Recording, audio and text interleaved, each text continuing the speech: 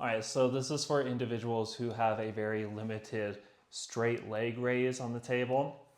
And what this does is it helps to take what's called the outlet of the pelvis and create space and start to open it up a little bit. So we're trying to drop off this lower glute tension, and that's the goal that we're trying to achieve with this mobilization. We're going to try to work on getting the space between these two bony landmarks to increase a bit.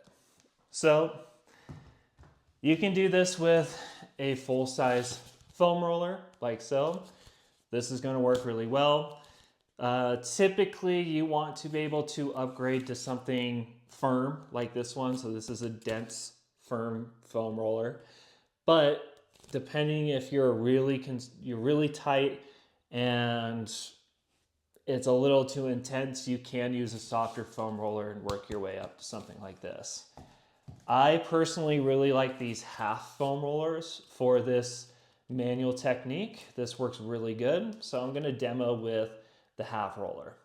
So with the half roller or whatever foam roller you're doing, so the placement of this literally needs to be on your sphincter and the space between your sphincter and your family jewels, if you will, okay? Or some people call it the taint, right?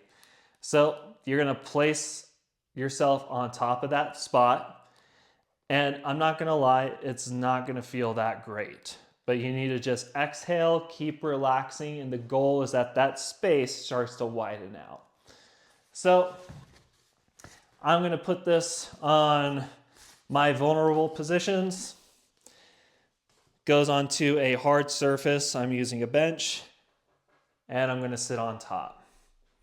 Now, I like to kind of keep my palms positioned on my thighs, and I like to be a little bit bent over. So if I put my hands on my knees, for example, I wanna lean over as if my whole torso is now looking down.